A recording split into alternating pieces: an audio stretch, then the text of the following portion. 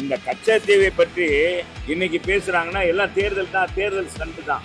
அது யார் பேசுனா? அண்ணாமலை நேற்று ஏதோ புதியதாக கண்டுபிடிச்ச மாதிரி அவன் யாரோ ஒருத்தர் எடுத்து கொடுத்துட்டான் போல இருக்கு. இவருக்கு அதை பற்றியே தெரியல. தேர்தலுக்காக திமுக பொய் சொல்றாங்க அப்படின்னா பாரதிய ஜனதா பயங்கரமான பொய்யை சொல்றாங்க. பாஜக இப்பயே திரும்ப கச்சத்தீவு விவகாரத்தை கையில் எடுக்கிறாங்கன்னு நினைக்கிறீங்க? நல்ல கேள்வி. கொஞ்சம் இருங்க வெட்டி, நல்லா கேள்வி. இருங்க தம்பி.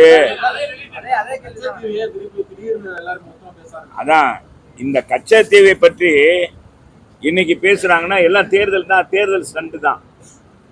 அது யார் பேசுனா? அண்ணாமலை நேற்று ஏதோ புதியதாக கண்டுபிடிச்ச மாதிரி அவன் யாரோ ஒருத்தர் எடுத்து கொடுத்துட்டான் போல இருக்கு. இவருக்கு அதை பற்றியே தெரியல. கச்சத்தீவு பற்றி என்ன நடந்தது என்ன என்பது தெரியல. பெரிய ஒரு பிரஸ் மீட் வச்சு பெரிய புதுசா கண்டுபிடிச்ச மாதிரி ஒரு இதை அறிவிச்சார். எங்க அம்மா வந்து 26/2009 24/9/2006 24/9/2006 ஒரு கடிதம் எழுதினாங்க. அன்றைக்கு முதலமைச்சர் இருந்த கலைஞர் கருணாநிதி எந்த அளவில் இந்த கச்சத்தீவை மீட்டணும், எதுக்காக மீட்டணும்னு சொன்னாங்க. அதே மாதிரி 24/7/2008 வழக்கு அதே மாதிரி பேசுனாங்க, அறிக்கை கொடுத்தாங்க. அப்புறம் 22/3/2009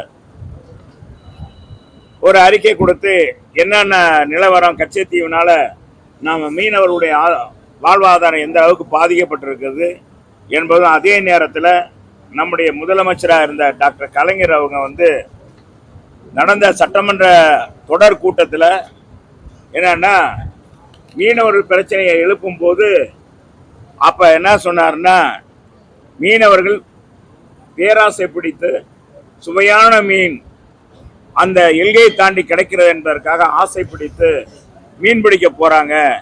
அப்ப அவங்க கைது பண்ணாம சும்மாவா இருப்பாங்க, துப்பாக்கியால் சுடாம பூவா போடுவாங்க அப்படின்னு பேசினார். இதை கண்டித்து நம்ம அம்மா அவர்கள் அறிக்கை கொடுத்திருக்காங்க.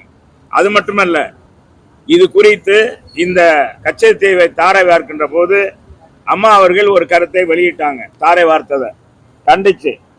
இதே மாதிரி ஒரு சூழ்நிலை வந்து மேற்கு வங்காளத்தில் பெருவாரி என்ற பகுதியே ஒரு தீவை வந்து அன்றைக்கு மத்திய அரசு வந்து நாடாளுமன்றத்தில் இரு அவையிலும் ஒப்புதல் இல்லாமல் தன்னிச்சையாக அந்த கிழக்கு வங்காள பாகிஸ்தான் அரசுக்கு ஒதுக்கீடு செய்தது.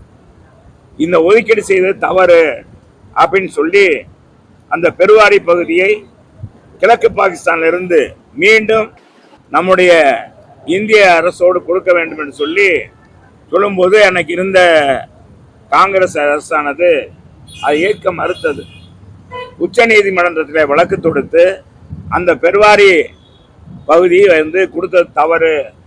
எனவே அந்த பெருவாரியை எப்படி இந்திய எல்லைக்குள்ளேயே இருக்கோ, இந்தியாவுக்குள் கட்டுப்பட்டு இருக்கோ, அதே போன்று ஒரு நம்முடைய கலைஞர் கருணாநிதி அவர்கள் எப்படி 74 நீங்க கச்சத்தீவை தாரை பார்க்கும்போது எந்த விதமான நடவடிக்கையும் கலைஞர் அன்னைக்கு எடுக்கல.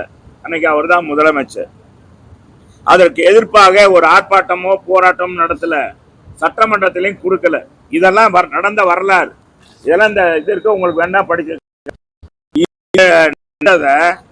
இது நடந்து அம்மா சொல்ற, நீங்க இந்த மாதிரி பெருவாரி பகுதியை எப்படி மீண்டும் நாம் பெற்றோமோ அதே மாதிரி கச்சத்தீவை பெற்றால்தான் நம்ம மீனவர்கள், தமிழக மீனவர்களுக்கு நமக்கு பாதுகாப்பா இருக்கும். கலைஞர் கருணாநிதி அவருடைய இந்த பேச்சானது மிக கண்டிக்கத்தக்கது.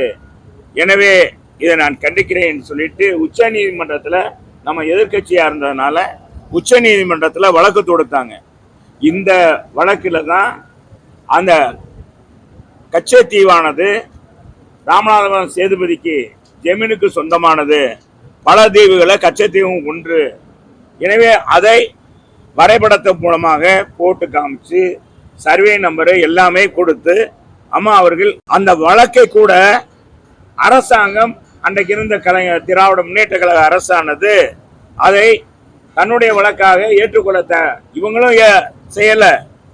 எங்க அனைத்து இந்திய அண்ணா திராவிட முன்னேற்ற கழகம் போட்ட வழக்கையும் உச்ச நீதிமன்றத்தில் இன்னைக்கு இருக்கு, நிலுவையில் இருக்கு. அது தொடுத்தவர் அம்மா.